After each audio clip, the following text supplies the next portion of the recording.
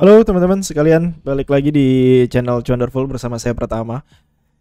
Kali ini kita akan bahas soal saham-saham batu bara yang belakangan ini harga sahamnya terus turun gitu ya. Dan teman-teman juga pasti banyak yang bertanya, terutama para holders atau para call lovers gitu ya. Apa yang terjadi sebenarnya sama saham-saham batu bara ini? Kenapa harga sahamnya terus turun? Apakah masih ada harapan nih ke depannya sahamnya bisa rebound atau bahkan all time high kembali? Nah, ini kita akan bahas di video kali ini. Tapi sebelum itu kita disclaimer dulu ya, ini bukan ajakan untuk menjual ataupun membeli suatu instrumen apapun, jadi ini hanya sifatnya referensi, jadi semoga teman-teman bisa dapat gambaran lah kalau melihat atau menonton video ini. Oke, kita langsung aja tanpa lama-lama lagi.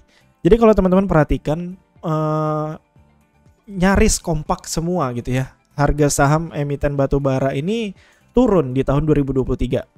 Dimana kita tahu sendiri tahun 2020, 2021, 2022 dia jadi primadona. Dimana sektor energi menjadi booster lah bagi IHSG. Tapi kendalanya di tahun 2023 mereka cenderung menjadi beban IHSG karena teman-teman bisa lihat sendiri. Seperti ini kan, seperti PTBA Bukit Asam itu sudah turun 15% year to date.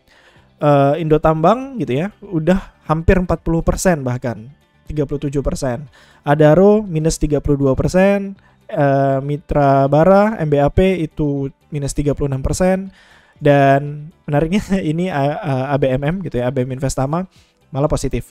Ini pasti ada ceritanya sendiri kenapa dia beda sendiri, nanti kita akan bahas sedikit. Tapi kalau kita lihat semuanya bahwa ternyata lumayan besar ini penurunan emiten-emiten batu bara ini. Ada apa sebenarnya, dan sebenarnya kedepannya ini masih ada peluang apa tidak? Dan kita yang misalnya teman-teman masih ada hold gitu kan suatu saham batu bara ini, apa yang harus kita lakukan sebaiknya seperti itu. Jadi kita coba bedah dari dua sisi, fundamental dan juga teknikal. Jadi seperti biasa kita akan bedah dari dua sisi itu. Nanti biar teman-teman bisa dapat insight yang lebih kompleks. Nah, jadi pertanyaan kita jelas gitu kan. Kenapa semua itu bisa terjadi? Sebenarnya ini bukan hal yang sulit untuk dijawab. Cukup sederhana, tapi kadang-kadang karena kita terlalu fanatik terhadap sesuatu, kita terlalu cinta gitu ya terhadap saham gitu ya. Saham tersebut, misalnya saham batubara, kita terkadang menjadi denial gitu. Ada psikologi seperti itu, tapi ini adalah data yang harus diterima untuk semua orang gitu. Bahwa penurunan harga batubara itu sendiri itu sejalan dengan perubahan prospek dan kinerja emiten batubara. Jadi sebenarnya nggak heran, tidak ada yang mengherankan dalam penurunan ini gitu. Karena simply ya perubahan prospek dan penurunan kinerja. Bagaimana itu? Coba kita lihat. Pertama adalah harga acuan batubara masih bergerak turun dari titik tertingginya. Jadi waktu tahun 2022 pernah peak level di atas 450 US dollar gitu ya per ton. Sekarang udah turun lebih dari 50%, dari 450 menjadi 160 lah kita ambil singkatnya. Jadi ini ada mungkin area demand-nya sekarang, apakah ini bisa sideways di sini ataukah malah jeblok lagi, ya itu kita belum tahu ke depannya. Tapi yang jelas adalah ekspektasi pasar gitu ya terhadap emiten batubara ini sudah turun karena yang satu ini cenderung turun gitu kan, acuan batubara, di mana bisnis batubara cukup simpel. Ketika batubaranya naik diikuti oleh produksi yang stabil aja, harganya ya akan naik gitu kan, pendapatan batubara ya akan naik, pendapatan emitennya. Seperti itu. Ini satu hal gitu ya teman-teman. Dan sebenarnya penurunan ini sudah terjadi sejak kapan? Ya udah sejak kuartal 4 tahun 2022. Jadi dari kuartal 4 tahun 2022 ini sudah cenderung turun. Gitu kan. Apalagi di kuartal 1-nya ada drop cukup signifikan, dan sampai sekarang baru masuk kuartal 2 udah di 159.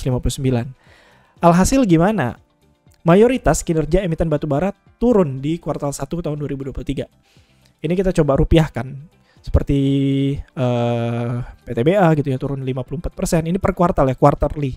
Jadi bukan kumulatif tapi quarterly. Jadi kita tahu kuartal 4 ini pun juga rata-rata sudah cenderung turun dibandingkan kuartal 3 2022, tapi kita ambil biar sederhana aja. Jadi terjadi penurunan double digit bisa dibilang. Jadi yang turun 50%, ada yang turun 30%, ITMG turun 59%, MBAP turun 49%, cuman ABMM yang turun sedikit. Gitu. Kalau dirupiahkan.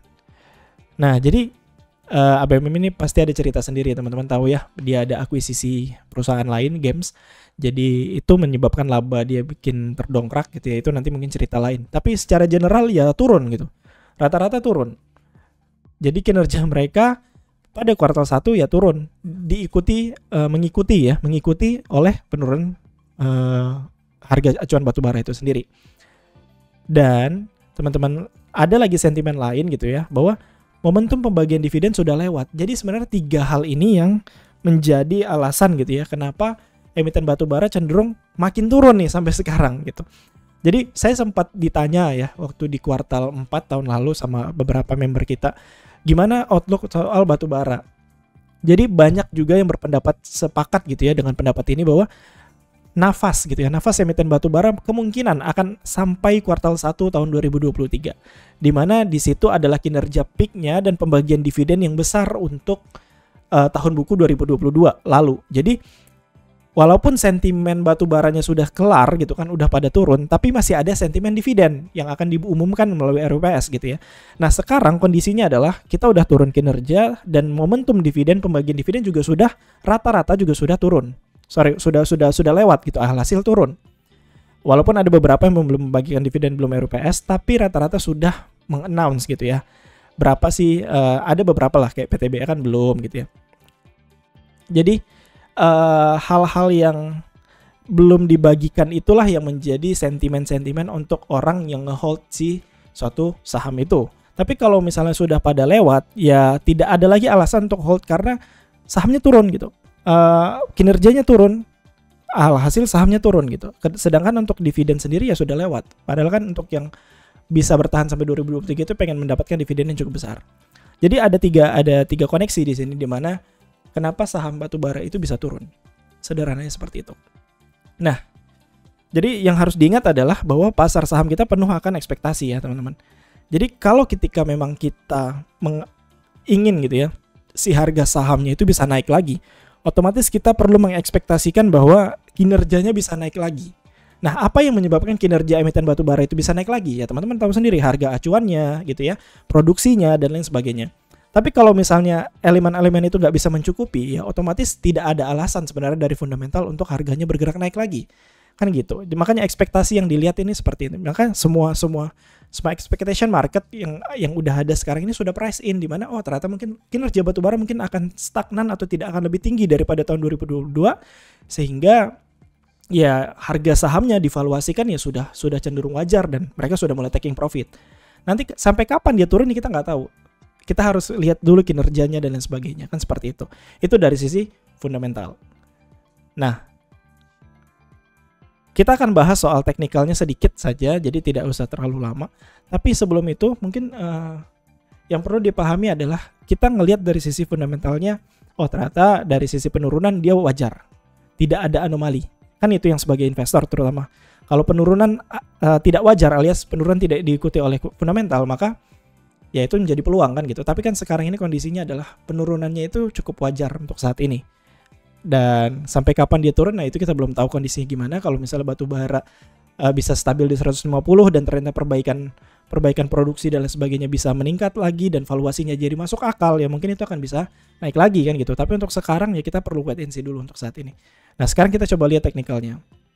Ini kita coba pakai ini aja gitu ya teman-teman. Kita buka aja saham, misalnya kita buka PTBA di sini. Nah, kalau kita lihat weekly-nya, kalau kita ngambil arah ini ya teman-teman, ngambil arah channel uptrend-nya, hari ini atau minggu ini patah, sudah di breakdown. Dan kalau kita coba lihat daily-nya, ternyata ini ada support yang cukup kuat di area 3100, 3200 sampai 3000 ya 3200-an. Itu udah dijebol juga hari ini. Jadi secara tren memang sudah mulai patah terutama. Dan kalau kita minta bantuan gitu ya dengan moving average exponential 20 dan 100 dan kita tambah lagi dengan pergerakan bandar homologinya, kita bisa lihat ini sepakat bahwa ternyata penurunan diikuti oleh distribusi dan juga secara moving average sudah MA20-nya, EMA20-nya sudah di bawah EMA 100, di mana ini udah, kalau kita menggunakan dua patokan ini, maka dia udah ini sedang berada di tren turun. Dan seperti itu. Ini sempat naik kemarin karena diikuti oleh akumulasi juga, tapi sekarang udah turun, gap down. Nah, sekarang kita coba lihat ini PTBA. Jadi secara tren memang sudah mulai patah, dan kalau kita menurut kita technical, kalau yang teman-teman terutama kayak saya pribadi ya, saya sukanya pada saham-saham yang fokusnya untuk uptrend, maka kita akan coba lupakan dulu ya sampai dia membentuk formasi uptrend kembali.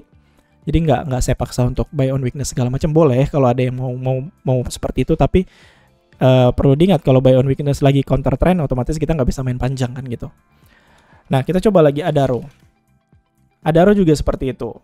Adaro ini kita ambil weekly-nya lagi.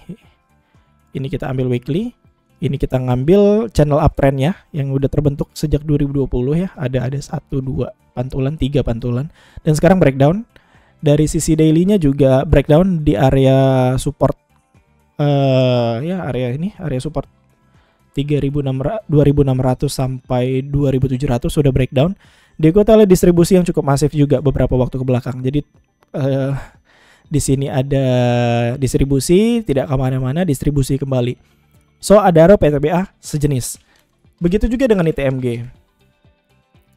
ITMG juga sudah mulai patah, sudah cukup dari April, dan distribusinya juga cukup masif gitu ya. MBAP kita coba cek, MBAP juga seperti itu gitu ya. Sudah di bawah moving average-nya dan cukup turun dan diikuti distribusi. Yang lucu adalah ABMM yang naik sendiri gitu, diikuti oleh akumulasi yang cukup masif. Dan diingat ya, hari ini adalah cum date. Jadi mungkin ya di hari Senin nanti waktu market buka ya dia bakalan gap down gitu kan, karena dividennya cukup besar. Tapi kalau secara tren dibandingkan emiten-emiten saham yang lain, ya ABMM ini yang masih punya harapan gitu dari sisi teknikal dan juga dari sisi fundamental. Jadi kalau teman-teman lihat, perhatikan di sini adalah kesamaan yang terjadi. Satu, fundamental mereka benar-benar sedang turun gitu. Jadi wajar aja saham-sahamnya turun. Dan kedua adalah teknikalnya sudah patah tren rata-rata. Dan moving average-nya, harganya sudah pada di bawah moving average. Sehingga trennya lagi sudah turun dan juga fundamentalnya juga turun. Jadi apa yang harus kita lakukan sekarang ya, kita juga kalau yang udah masih punya, misalnya kita punya PTBA nih untuk yang investing. Ya udah, kita nggak apa-apa, masih ada peluang untuk kita pengen tahu gitu kan dividennya seperti apa, kita pengen dapetin dividen dan lain sebagainya. Dan porsinya juga tidak usah terlalu banyak dari total portofolio kan gitu. Tapi kalau yang trading ya sebaiknya kita lihat dulu di mana support terkuatnya. Ini supportnya baru ditembus nih, gitu. Support yang terbarunya ini kayak misalnya kayak PTBA kan. Nah, support terbarunya nih baru ditembus nih. Kapan dia bisa mantul, kapan dia bisa naik lagi gitu kan? Itu kan kita belum tahu kapan. Jadi untuk yang trading, kalau yang mau counter trend ya silakan cari-cari buy on weakness. Tapi kalau yang suka dengan trend following atau kita mengikuti trend aja ya kita mendingan cari yang lain. Kan seperti itu. Jadi sih kesimpulannya dari saya pribadi adalah si batubara ini memang udah wajar gitu, dia lagi turun dan kita nggak perlu nangkap pisau jatuh, biarin aja, kita nggak tahu di mana bottomnya. Yang untuk investing juga sebenarnya kita harus pertimbangkan forward looking kan, apa yang menyebabkan batubara ini bisa lebih baik lagi kinerjanya dengan harganya saat ini. Kalau kinerjanya lebih membaik dan harganya juga untuk harga saat ini sudah wajar, ya kita bisa masuk. Tapi mungkin belum gitu kan, karena belum valuasinya masih tanggung dengan ekspektasi yang seperti apa, ya kita mendingan wait and see dulu seperti itu. Jadi itu mungkin pendapat dari kita ya teman-teman. Jadi semoga bisa dapat insight.